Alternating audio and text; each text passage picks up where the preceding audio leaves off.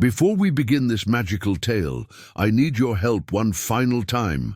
We're in the last 15 days of our race to reach 1,000 subscribers, and we're so incredibly close to our goal.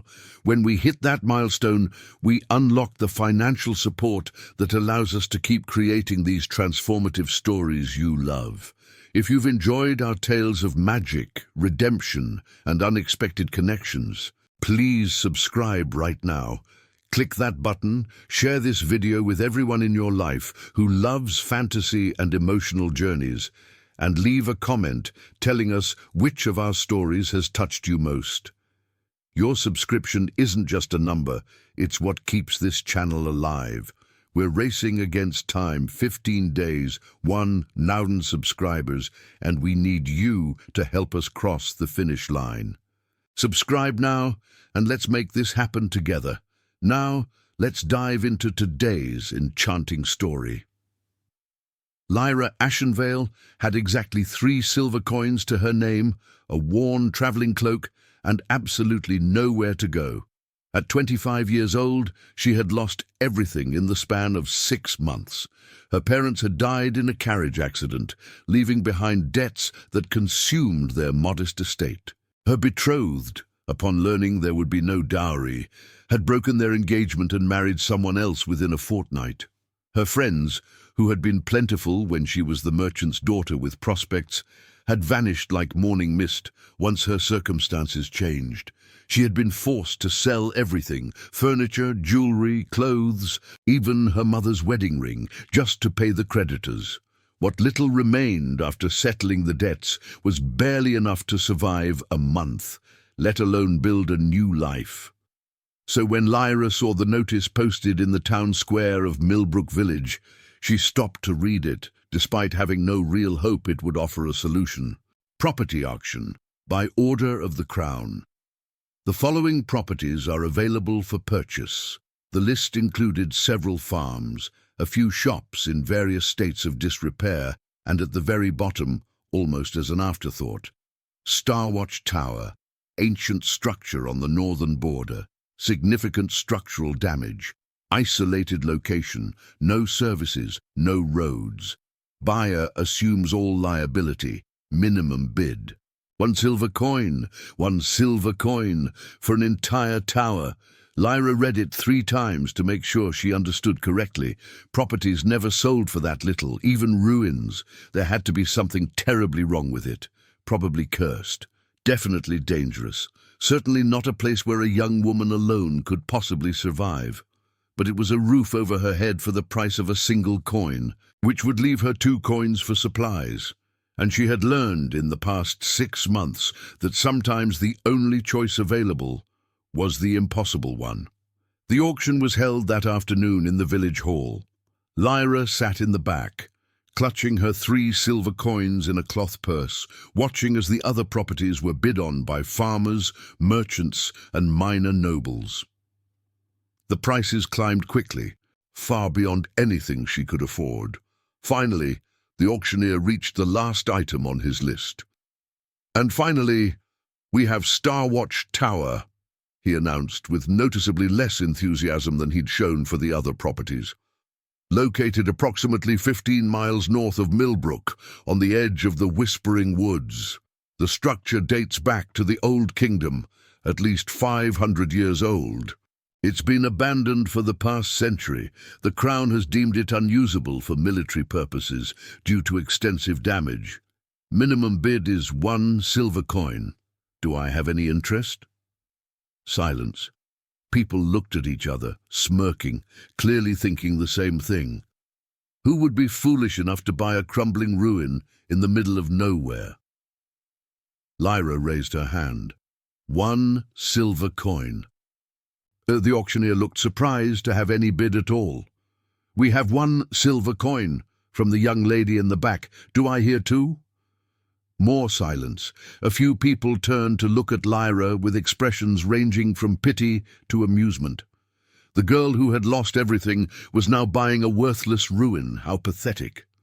"Going once," the auctioneer called. "Going twice. Sold to the young lady for 1 silver coin. Please come forward to complete the transaction." Lyra walked to the front on shaking legs. She handed over her coin and received in return a deed, a rusty key, and directions to the tower. The auctioneer looked at her with genuine concern. "Miss, are you certain about this? That tower is isolated. There's no village nearby, no one to call for help if something goes wrong. It's been abandoned for so long that we don't even know what condition the interior is in."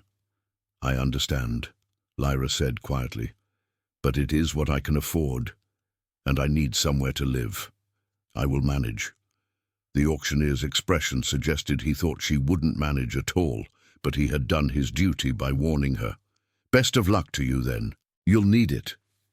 Lyra spent one of her 2 remaining silver coins on supplies, a bedroll, a flint for starting fires, a knife, rope, a small pot for cooking, and as much non-perishable food as she could carry. The shopkeeper, an elderly woman named Martha, added a few extra items without charging. "I remember your mother," Martha said quietly as she packed the supplies. "She was kind to me when my husband died. Take this tea, it will help with the cold, and this salve for injuries, and I'm throwing in an extra blanket. That tower will be drafty." "Thank you," Lyra said, her eyes burning with tears she refused to shed. "That means more than you know." "Your mother would be proud of you," Martha continued, "not giving up, even when things are hard. That takes courage." Lyra wasn't sure courage was the right word. Desperation seemed more accurate, but she accepted the kindness and set out north toward her new home, following the directions the auctioneer had provided. The journey took most of the day. She followed a main road for the first few hours, then turned onto a smaller path, then finally onto what could barely be called a trail. The forest grew thicker, the path more overgrown, until finally she emerged into a clearing and saw it, Star Watch Tower. It was taller than she expected, rising 5 stories into the sky, built from grey stone that had weathered centuries of storms. True to the auction description, it was in terrible condition. Part of the roof had collapsed. Several windows were broken. Ivy and moss covered much of the exterior. A section of the outer wall had crumbled completely, but it was standing, and it was hers. Lyra approached the heavy wooden door and tried the rusty key. It took several attempts and a lot of force, but eventually the lock clicked and the door groaned open, revealing a dark interior thick with dust and cobwebs. She stepped inside and looked around. The ground floor was a single large circular room, with a fireplace on one side and the remains of old furniture rotting in corners. A stone staircase spiraled upward along the wall, leading to the upper floors. "Well," Lyra said to the empty tower, her voice echoing in the space, "it is not much, but it is mine, and I will make it work." She spent the rest of the daylight cleaning the ground floor enough to make a space where she could sleep. She swept out debris, cleared the fireplace, and managed to get a small fire going using wood she found stacked in a relatively dry corner.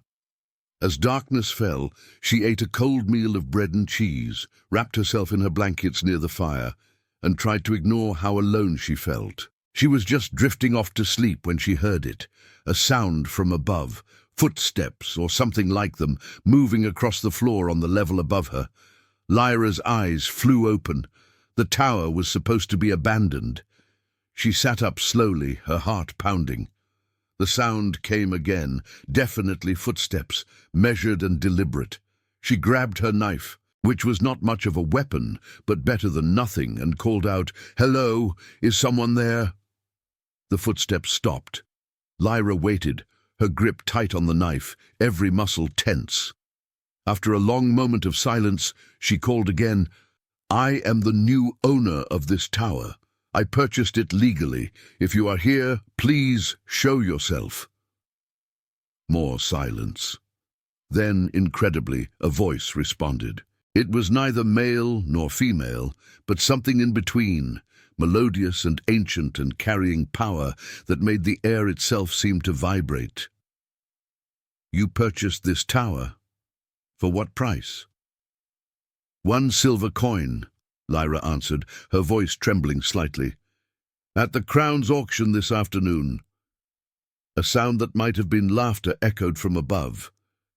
1 silver coin. They sold my home for 1 silver coin. The audacity of mortals never ceases to amaze me. "Your home," Lyra repeated. "Who are you?" "Come up," the voice commanded. "Second floor, if you dare." Lyra knew this was probably a terrible idea. Every instinct screamed at her to run, to flee back to the village, to sleep in the streets rather than face whatever dwelled in this tower. But she had nowhere else to go. This was her property now, purchased fairly, and she would not be driven from it without at least seeing what she faced. She climbed the spiral staircase carefully, her knife held ready, her free hand trailing along the wall for balance. The stairs were worn and cracked in places, but stable enough. She reached the second floor and stepped into another circular room, this one with several windows that let in moonlight. And there, standing in the center of the room, was a unicorn. Lyra had heard stories of unicorns her entire life. Creatures of legend, symbols of purity and magic, said to be extinct or so rare that seeing one was considered a once-in-a-lifetime blessing. They were supposed to be white as snow, with spiraling horns of pure light, radiating grace and beauty. This unicorn was none of those things. Its coat was grey, the color of storm clouds, marked with scars that suggested a long and difficult life. Its horn, which should have been pristine and glowing, was chipped in places and had a dull, tarnished appearance. Its mane was tangled, its hooves unshod and cracked. It looked ancient and exhausted and deeply sad, but it was undeniably a unicorn, and it was looking at Lyra with eyes that held far too much intelligence and sorrow. "You are real," Lyra whispered, lowering her knife slowly. "Unicorns are real, and there is one living in my tower." "This is my tower," the unicorn corrected, its voice echoing in her mind rather than through her ears.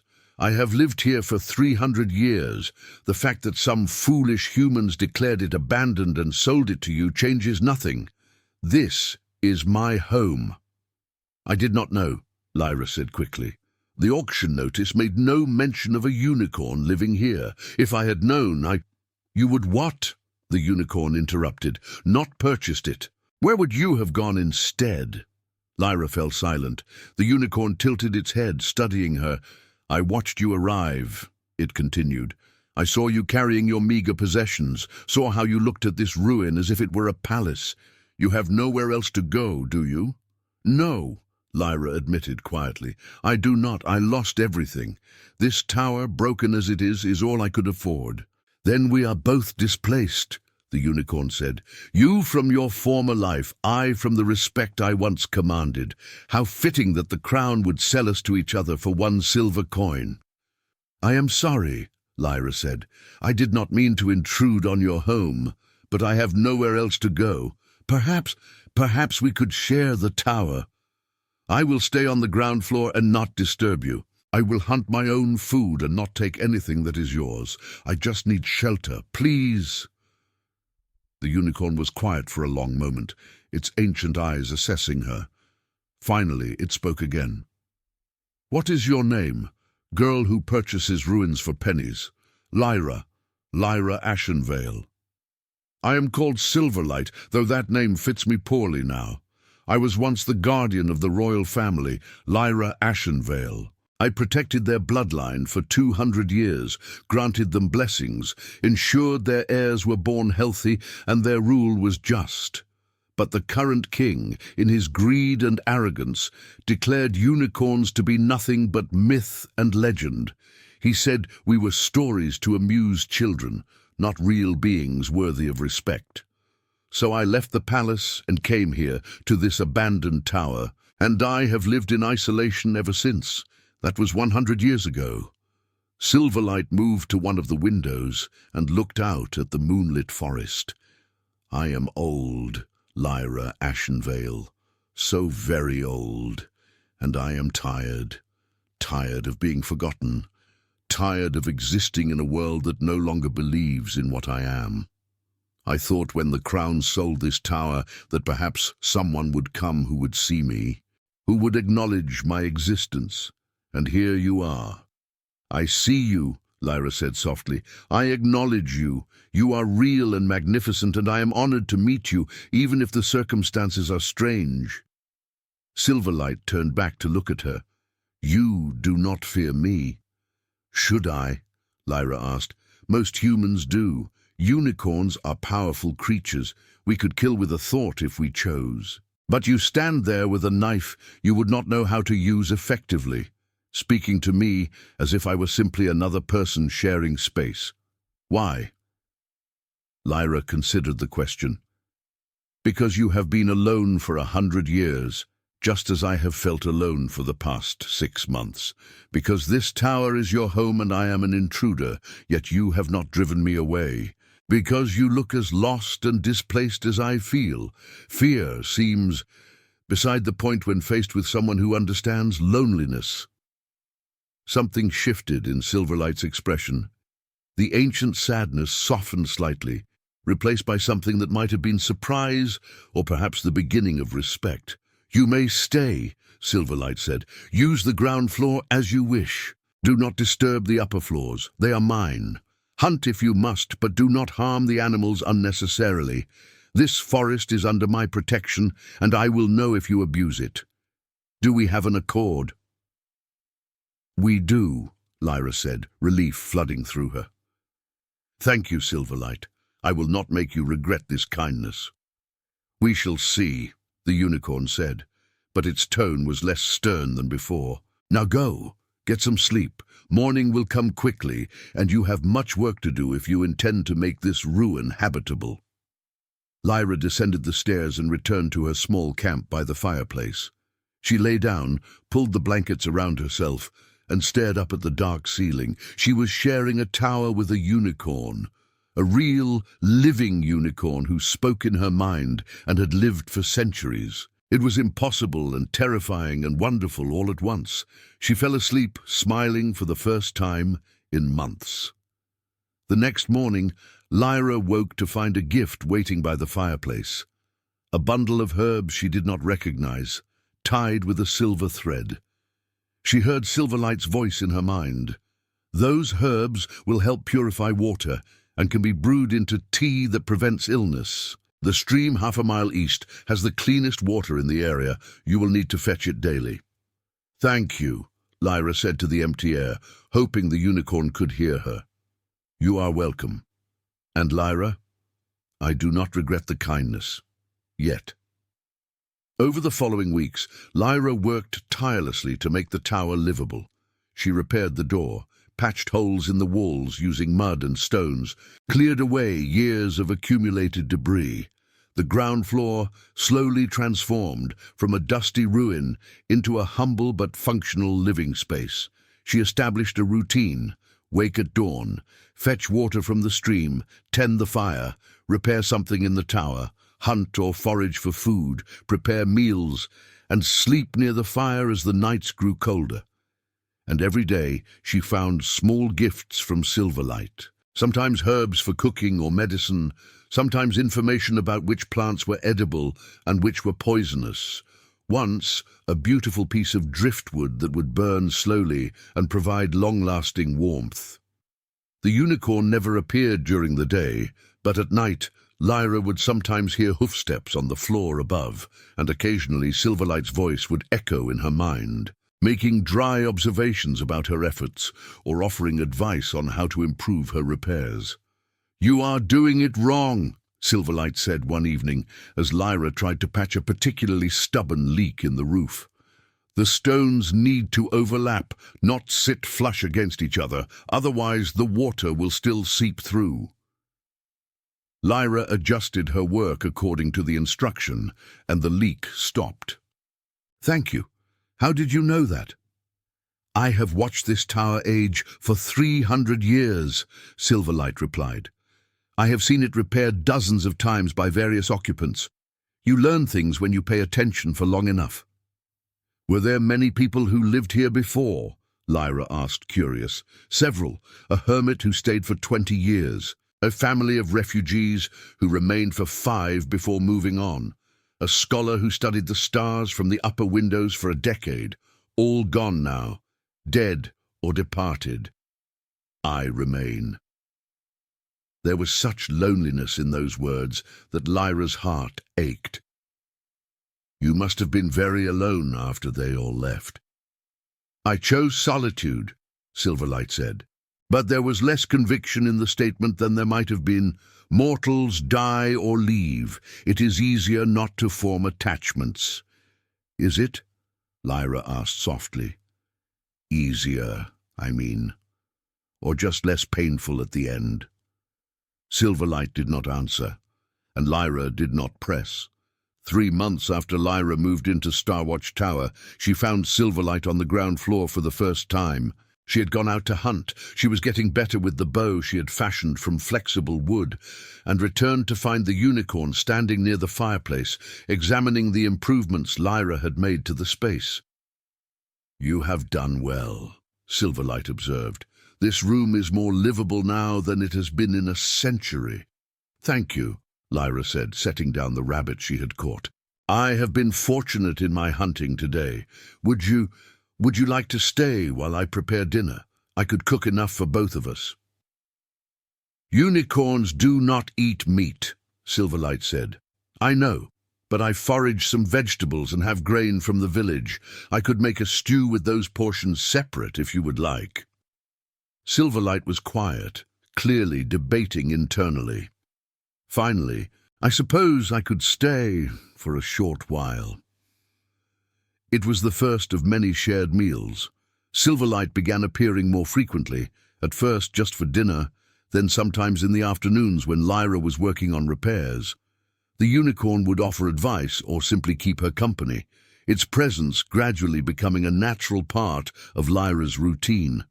They talked about many things. Silverlight shared stories of the old kingdom, of kings and queens long dead, of magic that had faded from the world as belief in it waned. Lyra talked about her parents, her lost betrothal, the life she had thought she would have, and how different reality had turned out. Do you regret it? Silverlight asked one evening. Buying this tower? Ending up here? Lyra considered the question carefully. 6 months ago, I had a comfortable home, prospects for marriage, a clear path forward. I thought I knew what my life would be. Now I live in a crumbling tower, with no prospects at all. I hunt for my food and patch my own roof and have no certainty about tomorrow. She paused, then smiled. But I am not unhappy. That life I thought I wanted, it was not really mine. It was what was expected of me. This life, difficult as it is mine. I chose it, and I have you, which is worth more than any comfortable home with someone who left the moment circumstances changed. I am not a replacement for human companionship, Silverlight said, but there was warmth in the words rather than rejection. No, Lyra agreed. You are better. You see me. You value my company. You share your knowledge and your space. That is worth more than a dozen fair-weather friends or a betrothed who loved my dowry more than me. You speak boldly for someone who lives on the charity of a unicorn. It is not charity if I work for it, Lyra pointed out. I maintain this tower for both of us. I share my food. I provide companionship. That is partnership, not charity. Silverlight made a sound that might have been a laugh. Partnership. I have not had a partner in 300 years. Then perhaps it is time, Lyra said. As winter approached, Lyra realized she needed to make a trip back to Millbrook for supplies. She had stretched her remaining silver coin as far as she could, but she needed warmer clothes, more preserved food, and other essentials to survive the cold months. I will return in 3 days, she told Silverlight the morning she departed. Will you be all right alone? I have been alone for 100 years, Silverlight reminded her. 3 days is nothing. But as Lyra walked away from the tower, she heard the unicorn's voice in her mind, softer than usual. travel safely, and come back. Millbrook village was busier than Lyra remembered, filled with people preparing for winter. She sold some furs she had tanned from her hunting and used the proceeds to buy supplies. As she was leaving the general store, she ran into someone she knew, Lord Edmund Blackwood, her former betrothed, standing with his new wife on his arm. They saw each other at the same moment, and Edmund's expression cycled through surprise, embarrassment, and something that might have been shame. "Lyra," he said awkwardly, "I did not expect to see you here." "I live nearby now," Lyra said neutrally. She had no interest in making the encounter more awkward than it already was. "I heard you bought that old tower," Edmund continued. "People are wondering if you are. If you are managing, if you need assistance, I am managing perfectly well," Lyra interrupted. "The tower suits me. I have everything I need." Edmund's wife looked at Lyra with an expression of mingled pity and superiority. "You poor dear, living alone in a ruin. It must be so difficult. If you would like, I could speak to some families who need domestic help. I'm sure we could find you a position." The condescension in her tone was unmistakable. Lyra felt anger rise, but forced it down. These people were not worth her emotion. "Thank you, but no," Lyra said with as much dignity as she could muster. "I prefer my independence, and my home, run down as it may appear to you, is mine. That is worth more than any position in service to others. Now, if you will excuse me, I have a long walk ahead." She left before either could respond, her heart pounding with emotion she did not want to examine too closely. As she walked north toward the tower, she realized something important. She had not been lying to Edmund's wife. She did prefer her independence. She did value her home, even though it was a ruin, and she would rather live in her tower with Silverlight than in any mansion with people who saw her as beneath them. When she arrived back at Starwatch Tower as the sun was setting, she found Silverlight waiting by the door. The unicorn looked agitated, pacing back and forth. "You are late," Silverlight said the moment Lyra came into view. "You said 3 days. It has been 3 days and half an evening." "The journey back took longer than expected," Lyra explained, surprised by the unicorn's obvious distress. "I am sorry if I worried you." "I was not worried," Silverlight said unconvincingly. I noticed your absence." Lyra smiled, understanding what the unicorn was not saying. "I missed you too." Silverlight snorted, but did not deny it. Instead, the unicorn followed Lyra inside and watched as she unpacked her supplies, asking questions about the village and what she had seen. They talked late into the night, and Lyra realized that this, right here, was home. Not the tower itself, but the presence of someone who cared if she came back safely, someone who noticed her absence, someone who had been waiting for her. Winter arrived in full force a few weeks later. Snow piled high around the tower, and temperatures dropped so low that Lyra's breath fogged in the air, even inside near the fire. She had prepared as best she could, stocked food, gathered firewood, patched every draft she could find, but it was still brutally cold. She woke one morning to find the fire had gone out during the night, and she was shaking with cold, despite all her blankets. She tried to relight it, but her hands were too numb to work the flint properly. "You are freezing," Silverlight's voice said, and Lyra looked up to find the unicorn had descended to the ground floor. "Move aside." The unicorn approached the fireplace, lowered its horn, and light flowed from it into the cold wood. The fire sprang to life instantly, burning with magical warmth that filled the room. "Thank you," Lyra said through chattering teeth. "I could not get it started." "You nearly froze to death," Silverlight said, and there was something like fear in its voice. "Foolish mortal. Why did you not call for me?"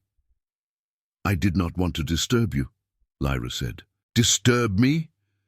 Silverlight stepped closer, its eyes blazing. You think I would prefer to sleep soundly while you froze? You think I would not want to help?" "I did not want to presume," Lyra said softly. Silverlight made a frustrated sound. "For someone intelligent enough to survive alone in a tower, you can be remarkably dense. We are partners, Lyra. Partners help each other. That includes preventing each other from freezing to death." "Partners," Lyra repeated, warmth spreading through her chest that had nothing to do with the fire. "Yes," Silverlight said firmly. "Partners. Which means from now on, you sleep up on the second floor. It is warmer there, better insulated. I will not have my partner dying of cold because she is too stubborn to ask for help." But that is your space," Lyra protested. "Which I am choosing to share," Silverlight said. "Do not argue. Gather your things." Lyra moved her belongings to the second floor that day, setting up her sleeping space in a corner where the windows were intact and the walls were solid. Silverlight's presence made the space feel warmer, safer, more like home than anywhere Lyra had lived since her parents died. That night, as Lyra drifted off to sleep, she heard Silverlight's voice in her mind, so soft she almost thought she imagined it. "I am glad you came back safely from the village. I am glad you are here. I have been alone long enough." "So have I," Lyra thought back. Not sure if Silverlight could hear her thoughts the way she heard the unicorns, but Silverlight's next words suggested the connection went both ways. "Then let us be alone together. It is better than being alone apart." "Much better," Lyra agreed, and fell asleep smiling. Spring arrived slowly, melting the snow inch by inch, revealing the forest floor beneath. Lyra had survived her first winter at Starwatch Tower, and with Silverlight's help, she had done more than just survive. She had thrived. The tower was in better condition than it had been in a century. Lyra had repaired the roof, replaced broken shutters, even managed to fix several of the windows using salvaged glass from the upper floors. The ground floor and second floor were warm and livable. With furniture she'd either repaired or built herself from forest wood, and her bond with Silverlight had deepened in ways Lyra could not have imagined. The unicorn was no longer a mysterious presence in the tower, but her closest friend, her companion, her chosen family. They worked together on repairs, with Silverlight providing knowledge and occasional magical assistance, while Lyra provided the physical labor. They shared meals, conversation, and companionable silence. They had developed the easy comfort of people who knew each other deeply and accepted each other completely. One evening in early spring, as they sat together watching the sunset through the repaired windows, Silverlight spoke of something it had never mentioned before. "There is a ritual," the unicorn said slowly, as if choosing its words carefully. "An ancient practice between unicorns and those they deem worthy. It creates a formal bond, deeper than friendship or partnership. It shares the unicorn's longevity, grants access to some of our magic, and creates a connection that lasts as long as both parties live." Lyra's heart began to pound. "Why are you telling me this?" "Because I want to offer it to you," Silverlight said, "if you would accept." "But why?" Lyra asked. "Why would you offer me something so significant?" Silverlight turned to look at her directly. "Because in 300 years, I have never met anyone who treated me with the respect and kindness you have shown. Because you see me, truly see me, not as a legend or a source of magic or a creature to be feared, but as a person. Because you value my companionship as much as I value yours. Because I have been alone for so long, and with you I am not alone anymore. And because I do not want this to end when your mortal years run out, I want you to stay for as long as I live. Will you accept this bond?" Tears streamed down Lyra's face. "You would share your life with me, your magic, your immortality?" "I already share everything else," Silverlight said simply. "Why not that as well?" "Yes," Lyra said without hesitation. Yes, Silverlight, I accept. I would be honored to bond with you. The ritual took place under the full moon at the top of the tower, on the 5th floor, where the roof was partially open to the sky. Silverlight's horn glowed with brilliant light, and when it touched Lyra's forehead, power flowed between them, not claiming or possessing, but sharing and connecting. Lyra felt Silverlight's essence merge with her own, felt centuries of knowledge and magic and experience become part of her awareness. And Silverlight felt Lyra's emotions, her fierce independence, her resilient spirit, her capacity for love and loyalty that had survived despite being betrayed and abandoned by those who should have valued her. When the bonding completed, Lyra stood transformed. She did not look different outwardly, but she could feel the change inside. Power hummed through her veins, her senses were sharper, she could understand the language of growing things, could sense magic in the world around her, could feel her lifespan extending forward, no longer measured in decades, but in centuries. "How do you feel?" Silverlight asked. "Complete," Lyra said. "For the first time in my life, I feel complete." "As do I," Silverlight admitted, "as do I." Years passed, decades. Lyra lived in Starwatch Tower with Silverlight, and together they created something beautiful. The tower was fully restored, becoming a beacon for lost travelers who needed shelter. Lyra used the magical healing abilities granted by her bond with Silverlight to help those who came seeking aid. She became known throughout the region as the Tower Healer, though few people knew about Silverlight, who preferred to remain hidden from most mortal eyes. Lyra aged slowly, appearing to be in her 30s when she was actually past 70 years old. She watched as Millbrook Village changed, as old faces disappeared and new ones took their place. She heard occasionally about Lord Edmund Blackwood, who had lived an unremarkable life and died relatively young, leaving behind no children and little legacy. She felt no satisfaction in his mediocre fate, only a distant sadness for what he could have been if he had valued character over wealth. A century after Lyra bought Starwatch Tower for 1 silver coin, she stood at the top of the tower with Silverlight, looking out over the forest that had become their domain. She appeared to be in her 40s now, still vital and strong, with perhaps 3 more centuries of life ahead of her. "Do you ever regret it?" Silverlight asked. "Bonding with me? Giving up a normal human lifespan?" "Never," Lyra said firmly. "You gave me everything I truly needed. Purpose, companionship, magic, a life that matters. Why would I regret that?" "Because you could have had a normal life," Silverlight said. "Marriage, children, growing old with someone of your own species." "I could have had that with Edmund," Lyra pointed out, "and it would have been miserable. He valued me for what I could bring to the marriage, not for who I was. You value me for exactly who I am. You chose me, Silverlight, not my dowry, or my family connections, or my social standing. You chose me when I had nothing but myself to offer. That is worth more than any normal life." "You had everything to offer," Silverlight corrected gently. "You just did not see it yet. But I saw it. I saw your strength, your resilience, your kindness. I saw that you were someone worth bonding with, worth sharing eternity with." Lyra rested her hand on Silverlight's neck, feeling the cool silk of the unicorn's coat under her palm. "Thank you for seeing me, for choosing me, for giving me a life I never could have imagined." "Thank you," Silverlight replied, "for buying a crumbling tower for 1 silver coin and meeting the lonely unicorn inside, for staying when you could have left, for treating me like a person when the world had forgotten I was real. You saved me, Lyra, as much as I saved you."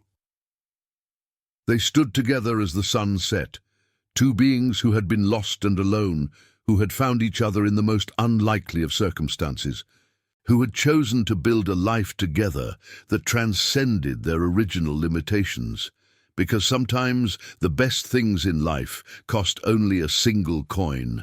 Sometimes the most valuable treasures are found in ruins. And sometimes the person or unicorn who chooses you when you have nothing is the one who sees your true worth. Lyra had bought Starwatch Tower for 1 silver coin and found something priceless inside. A companion who valued her, magic that empowered her, and a purpose that would last for centuries. And Silverlight, who had been forgotten and alone for 100 years, had found something equally precious, someone who saw beyond the tarnished horn and scarred coat to the being beneath. Someone who chose companionship over comfort, someone worth sharing eternity with. Together, they proved that home is not a place, but a person. Or, in their case, a person and a unicorn who decided that being alone together was far better than being apart. And they lived, not happily ever after, because life is never without challenges, but contentedly, purposefully, lovingly, for many centuries to come. The end. If Lyra and Silverlight's story touched your heart, if you felt the power of their bond and the beauty of being chosen, then please help us reach our goal. We're in the final 15 days to hit 100 subscribers, and we're so close to the finish line. Your subscription is what keeps this channel alive and allows us to continue creating these transformative, emotional stories. Hit that subscribe button right now. Share this video with everyone who loves fantasy, unicorns, and tales of unexpected magic and connection. Comment below and tell us what moment made you feel the most. When Lyra first met Silverlight, when they shared their first meal, when they bonded under the full moon. Your engagement helps us reach more people who need these stories. This is it, our final push. 15 days, 100 subscribers, and we need your help to make it happen. Subscribe, share, comment, and be part of our journey. Together we can cross this finish line and continue bringing you stories that inspire, heal, and remind us all of the power of being chosen. Thank you for being here. Thank you for supporting us. Now please, hit that subscribe button and help us reach our dream.